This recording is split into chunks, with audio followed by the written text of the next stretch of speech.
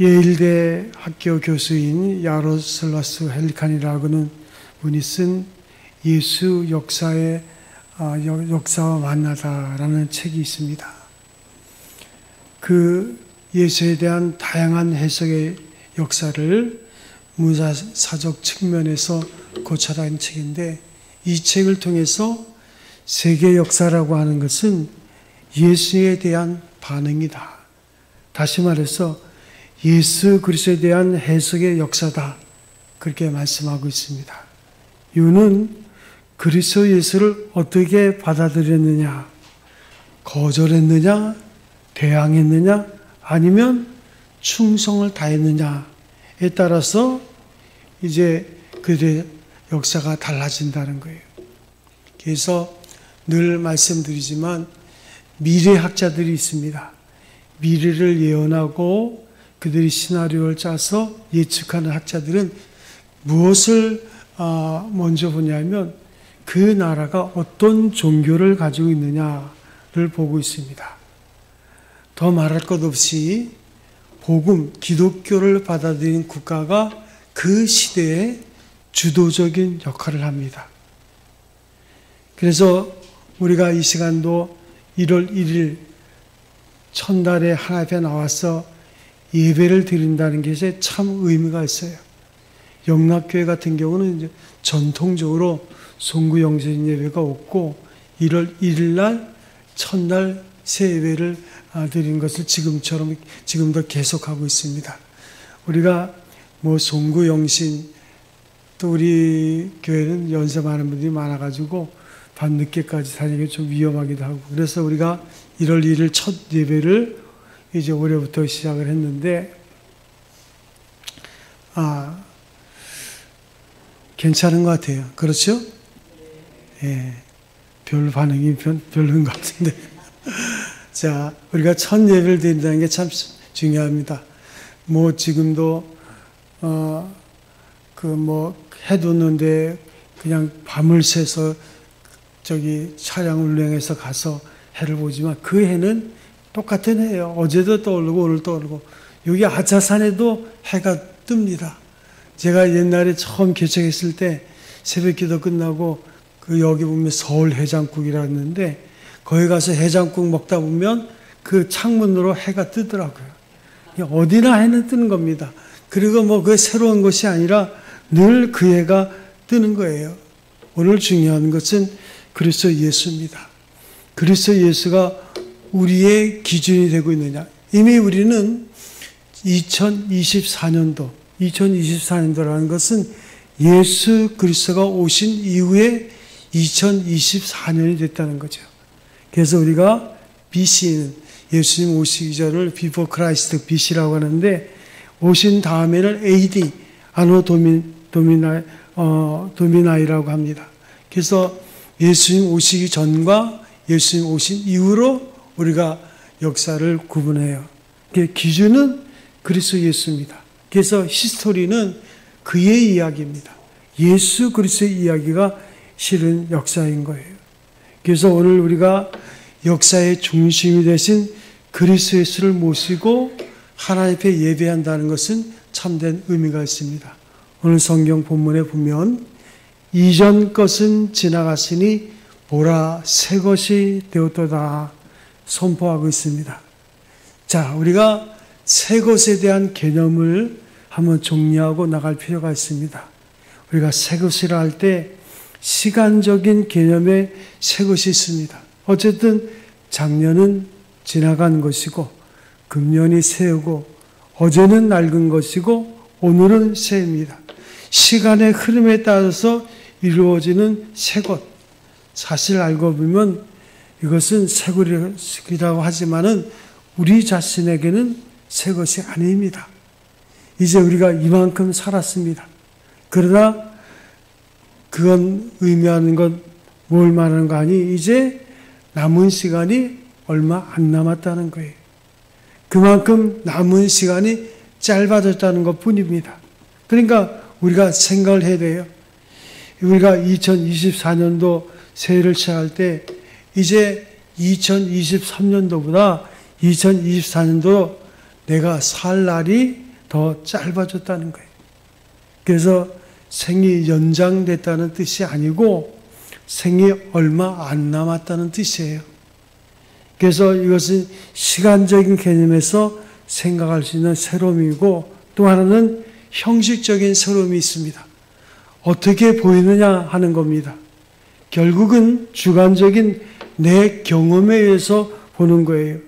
내게는 새로운 겁니다. 그러나 그 본래 있었던 거예요. 나로서는 새 것이지만 전혀 새 것이 아닙니다. 오래전 아니면 수천 년 동안 거기 있었어요. 우리가 뭐 해 드는 데 가서 태양이 떠오르는 것을 보지만 그 태양이 새삼스러운 게 아니라 이미 오래전에 있었던 거예요. 내가 그것을 오늘 처음 본다고 처음 경험하면서 새 것이라도 생각하게 됩니다. 그건 내 자신이 그렇게 거기에 속할 것뿐이요. 우리는 이전의 것을 다만 우리가 1월 1일 날 본다고 그것이 새 것이 되는 것이 아니죠. 또 하나는 신분적 의미에서의 새 것입니다. 어떤 의미에서는 소속적 개념에서 말하기도 합니다. 자, 어떤 처녀가 있는데 나이가 들어서 노처녀가 됐습니다. 그런데 어느 순간에 사랑하는 사람을 만나서 결혼을 하게 됩니다. 그러면 우리를 그를 새색시라 부릅니다. 혹은 새 사람이라고 합니다. 이것은 이제는 자기가 친정에서 친정 식구들 같이 살다가 이제는 사랑하는 남자를 만나서 그의 집을 따라가서 그 남편의 아버지, 어머니를 아버님, 어머니 하면서 살게 됐으니까 신분이 바뀐 거예요. 그래서 새 신분입니다. 이런 의미에서 새 것입니다. 그래서 시간적 개념하고는 아무 상관이 없는 거예요. 또 하나는 좀 더 깊은 의미에서 존재와 속성적 의미에서 새 것이 있습니다. 다시 말해서 시간과는 관계없이 생각과 그의 속성이 과거에 속한 것일 때는 그것은 낡은 것이요. 미래지향적으로 미래에 속한 사건일 때 그것을 우리는 새 것이라 그렇게 부릅니다. 또 하나는 계속 죽음에 속한 것을 낡은 것이라고 하고 계속적으로 생명에 속한 것을 새 것이라고 합니다. 우리가 좋아하는 보석이라든가 옷이라든가 집이라든가 뭐 자동차 뭐 시계라든가 아무튼 우리가 사용하기 시작하면 딱 내 손에 들어오는 그 순간부터는 이제 낡은 것이 되는 거예요. 그래서 아무리 좋은 차라도 한번 타면 중고차가 되는 거예요. 오늘 사고 내일 팔아도 중고입니다. 그래서 중고차 시장에서 팔리는 거예요. 이와 같이 이 모든 것은 옛날에 속하고 낡아집니다. 그런 거로 옛것입니다. 그러나 생명에 속한 것을 보세요. 여기 씨앗이 있어요. 땅에다 묻어가지고 싹이 나고 다시 생명이 솟아오릅니다. 그런 거로 살아있는 것은 새 것이요 죽은 것은 낡은 것입니다. 시간과는 관계가 없어요. 정신적으로나 육체적으로나 신앙적으로나 살아있는 것은 생명적인 것이요 언제나 새 것입니다. 우리가 이것을 생각해야 돼요. 왜냐하면 이것은 소생하고 다시 생명을 출산하고 다시 성장하고 결실하기 때문입니다. 그래서 생명은 계속적으로 더 새로워지는 역사를 만들어가기 때문입니다. 그러나 생명이 없는 것은 썩어지고 낡아지고 죽어지고 그렇기 때문에 그것을 가르쳐서 옛것이라 이렇게 말합니다. 오늘 성경에 보면 그리스도 안에 있으면 새 것이라 그랬어요. 그리스도 밖에 있는 것은 낡은 것입니다. 이렇게 새 것과 낡은 것을 이제 분별하고 있는데 이게 결정적인 거예요. 오로지 생명, 창조적인 역사는 계속적으로 새 것이 되는 거예요. 그런 의미를 가지고 있어요. 그래서 오늘 성경 말씀에 특별히 중요하게 우리에게 말씀하고 있는 것은 아주 보편적이고 넓은 개방적 의미로 말하는데 누구든지 그리스도 안에 있으면 이라고 말씀하고 있어요. 새로운 피조물이라. 부자나 가난하나 지식이 있느냐 없느냐, 젊었느냐 늙었느냐, 어떤 일을 하고 있느냐 상관없습니다. 어제냐 오늘이냐 묻지 않습니다. 누구든지 그리스도 예수 안에 있으면 새 것이고 그리스도 밖에 있는 것은 낡은 것이라고 결정적으로 선언하고 있어요. 대단히 중요한 의미가 있습니다. 또한 그 새 것 때문에 조건은 오직 하나, 그리스도 안에 있으면 새 것이라는 거예요. 오직 그리스도 안에, 이것은 그리스도와 함께 죽고 그리스도와 함께 사는 구속받은 생명을 의미하는 거예요. 오늘 본문에서와 같이 예수님께서 십자가에 돌아가심으로 모든 사람이 죽었습니다. 그가 부활함으로 그 안에 있는 사람은 모든 것이 산 것이 됐습니다. 이런 귀한 신비로운 말씀하시면서 유명한 사도 바울의 고백이 있어요. 나는 그리스도와 함께 십자가에 못 박혀 죽었고 그러므로 이제는 내가 산 것이 아니요 내 안에 그리스도 예수께서 사신 것이라. 그리스도와 함께 죽고 이제 그리스도 예수와 함께 부활하는 순간에 내가 부활한 거예요. 이것이 그리스도 안에 있는 생명을 말하는 것입니다. 그래서 우리가 늘 신앙생활 때 중요한 것은 우리가 어제 2023년도 12월 31일 날 주일 예배를 드리지 않았습니까? 마지막을 늘 생각해야 돼요. 끝이 있다는 것을 생각해야 돼요. 끝이 있다는 것을 생각하고 오늘을 사는 것을 신학적으로는 종말론적 신앙이라 그렇게 말합니다. 항상 여러분은 그 성경의 역사가는 시작과 끝이 있다는 거예요. 윤회설이 아닙니다. 우리는 시작이 있고 반드시 끝이 있습니다. 그래서 오늘이 나의 마지막 날이라고 생각하고 사는 사람, 항상 오늘이 나의 마지막이다. 오늘이 내 마지막일 수 있다. 그렇게 생각하고 사는 사람이 지혜로운 사람입니다.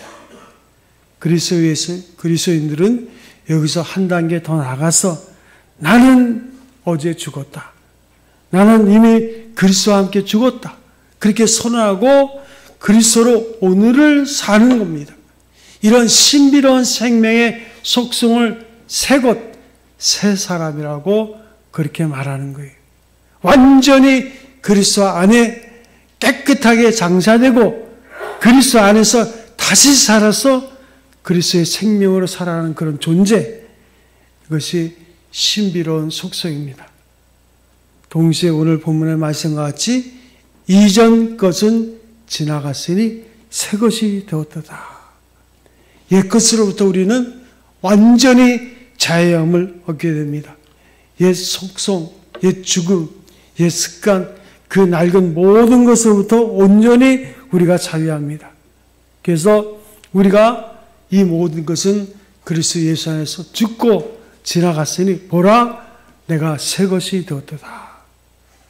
그래서 그리스도 예수 안에서 우리의 생각과 의식, 감성 모든 것에서 낡은 것으로부터 완전히 자유할 때 그 사람을 가르쳐서 크리스찬이라, 예수 믿는 사람, 새 사람이라 그렇게 말합니다. 다시 예수님의 말씀을 빈다면 좀 더 깊이 생각할 필요가 있어요. 요한복음 15장에 보면 예수께서 말씀하시기를 나는 포도나무요 너희는 가지니 그랬어요. 자, 문제는 포도나무에 붙어있는 가지입니다. 가지가 원나무에 붙어 있으면 너는 내 안에 있고 나는 내 안에 있다. 그래서 내 진액을 받아서 내가 존재한다. 말씀 안에 존재한다는 거예요. 그것은 바로 내 생명력 안에 내가 살아있다. 제가 수요일마다 이제 그 병자들 위해서 성경 공부를 하거든요. 몇 분이 남아서 이제 책을 하나 정해놓고 그 하나님이 치유라는 제목을 가지고 성경 공부를 하는데 그 중에 한 분이 그러더라고요. 어느 날 갑자기 예수님이 자기 속으로 들어왔다는 거예요.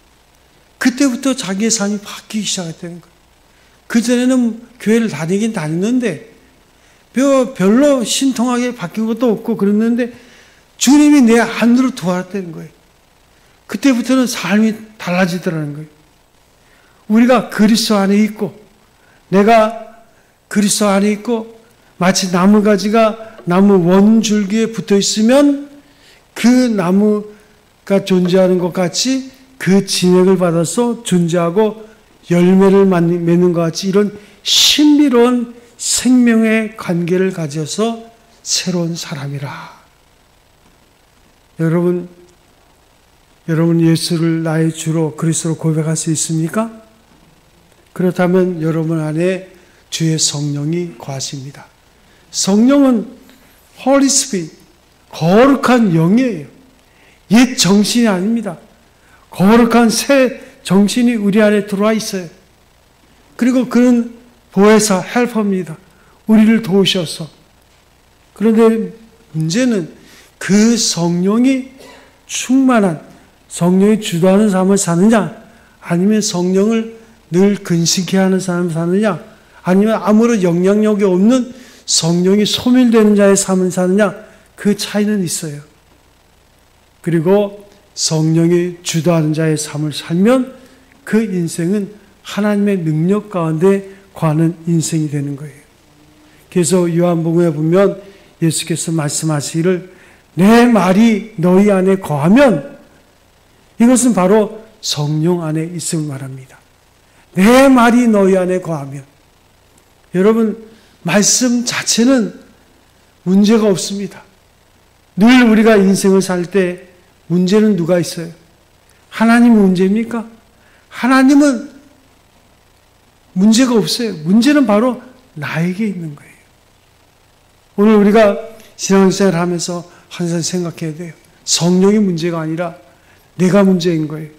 그래서 성령, 그리스도의 마음, 그리스도의 영이 그를 감동해서 그를 깨닫게 하고 그리스도 안에 살게 하고 그리스도의 사람으로 성숙하게 하는 그런 신비로운 성숙, 그 생명체를 가지고 사는 사람을 새 사람, 새 것이라 그렇게 말합니다.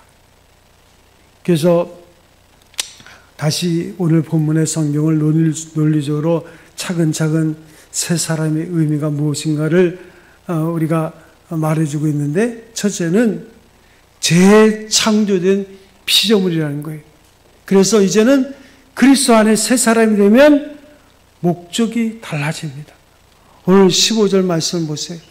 저가 모든 사람을 대신하여 죽으심은 산자들로 말미암아, 그리스도 예수 안에서 산자들로 말미암아 다시는 저희 자신을 위해서 살지 않고 오직 저희를 대신하여 죽었다가 다시 사신 자를 위하여 살게 하려 함이니라. 여러분들이 요즘은요, 가전제품 사는 사용 설명서가 엄청 많습니다. 핸드폰을 얼마 되지 않아서 항상 새 것이 나왔다고 바꾸라 그래요. 근데 보면 그 바꿀 때 보면 엄청나게 그 핸드폰에 대한 설명서 있어요. 매뉴얼이 있어요. 그걸 다 이해하고 그 제품을 사용하면 이제 유용하게 쓸 수 있는데, 매뉴얼은 있는데 그냥 자기 상식만 가지고 사용하면 별로 그 기능을 자세히 사용하지 못하는 거예요. 여러분들을 하나님께서 만드셨습니다. 그래서 하나님이 여러분을 아시는 거예요. 그리고 여러분을 향한 하나님의 개개인의 목적이 있어요. 이 땅에서 하나님께서 여러분을 통해서 이루시고자 하는 일들이 있어요. 그러나 죄가 우리 안에 들어오고 사단의 방해로 인해서 우리는 혼돈을 일으키게 되는 거예요. 거룩한 영이 우리 안에 있는데 또 다른 우리 육신을 지향하는 그와 같은 생각들이 자꾸만 방해를 놓는 거예요. 그래서 우리가 어떻게 합니까?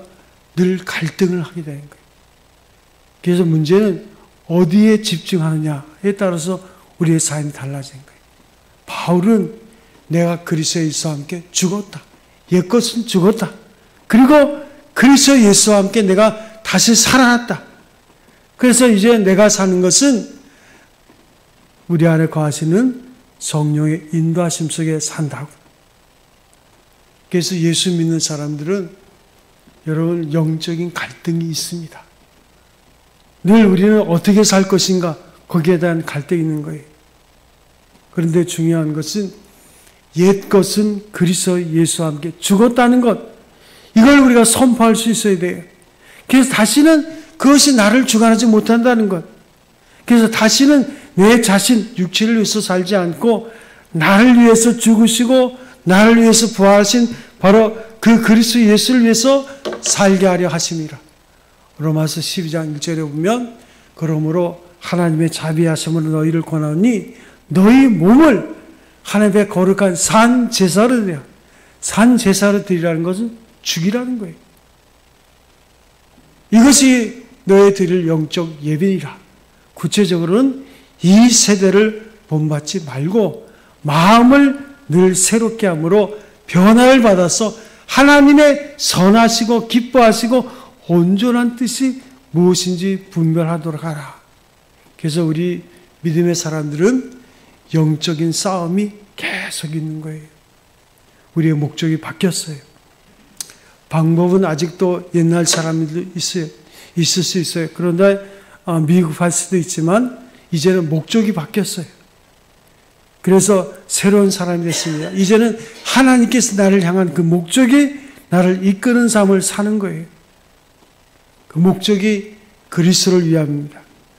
그런데 중요한 것이 있습니다. 이 목적은 내가 세운 것이 아니라 나를 위해서 죽으심으로 이 목적이 생긴 거예요.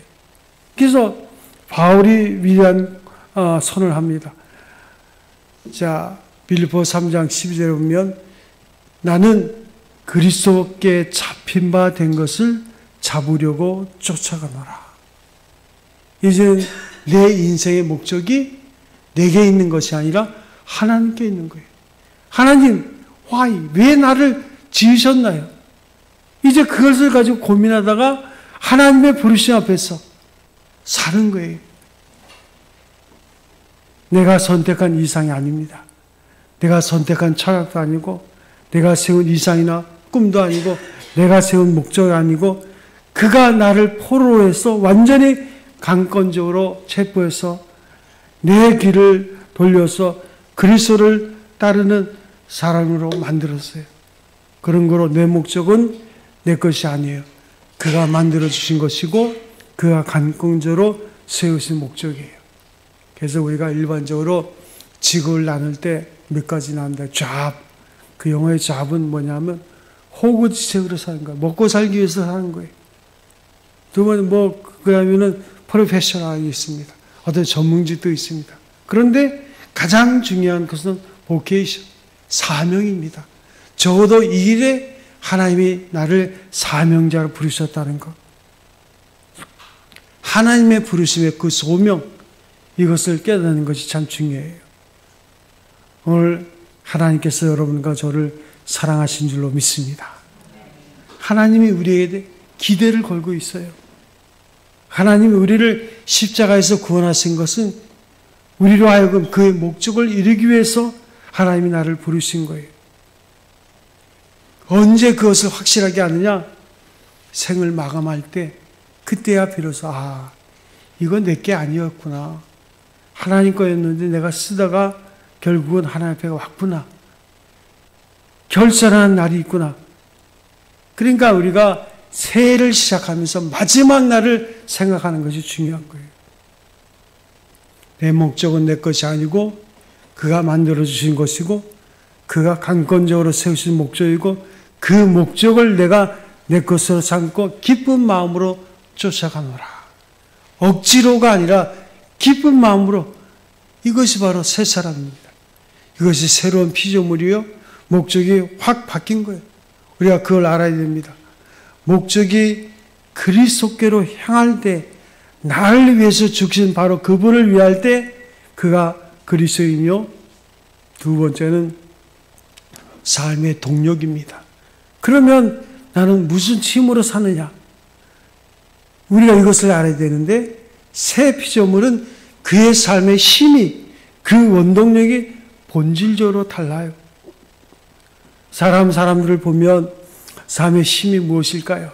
욕심이라든가 혹은 증오심, 시기, 질투, 경쟁심, 어떤 사람은 복수하는 마음, 어떤 사람은 내가 죽고 싶어도 억울해서 못 죽는다고, 억울해서라도 살아야겠다고, 발악을 하면서 살아가겠다고 몸부림치는 그 힘이 어디 있느냐?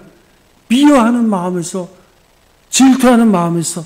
어떤 사람은 이 경쟁심이 강해가지고 나는 저한테 줄 수 없어. 경쟁자가 없으면 아무것도 못하는 거예요. 이것은 실은 타락한 성품입니다. 꼭 누구하고 해야만 힘이 나는 그런 것은 이기려고 바득거릴 때만 제대로 돼요. 이것 빼놓으면 없어요. 그래서 내가 그렇게 그 사람하고 싸우고 이기려고 하다가 그 사람 죽어버리면 나도 죽는 거예요. 우리의 삶의 동력은 어디 있습니까? 이걸 알아야 됩니다. 새로운 피조물은 오늘 본 말씀대로 그리스도의 사랑이 나를 강권하신도다. 예수 그리스도의 사랑이 나를 주관하는 거예요. 미움으로 사는 게 아니에요. 억지로 사는 것도 아니에요. 사랑에 위해서 사는 거예요. 사랑에 끌려서 사는 거예요. 이 사랑이 바로 생명력이요. 그래서 이런 얘기가 있습니다. 어떤 친구가 자기 친구에게 말하기를 어떤 여자와 교제한다며? 그래. 그런데 그 여자가 부탁해서 술을 끊었다며? 끊었죠. 그 여자가 자꾸만 술을 끊으라는데 그래서 끊었어. 그래서 다음에 또 다른 친구 말은 좋아하던 도박도 끊었다며? 지금 내가 교제하는 그 여자가 도박하지 않는 게 좋다고 해서 그 사람을 위해서 끊었지. 또 한 사람이 자네 눈에 그 담배도 끊었다며? 그 순담배를 그렇게 피우더니 어떻게 끊었어? 내가 사랑하는 그 교제하는 여자가 담배 피우지 말라고 해서 담배를 끊었지. 그 다음 친구 말이를 그런데 왜 그 여자와 결혼하지 않나? 그랬더니 이 친구 대답한 말이 내가 이렇게 모든 걸 다 끊고 착한 사람으로 살다 보니까 내가 좀 괜찮은 것 같아.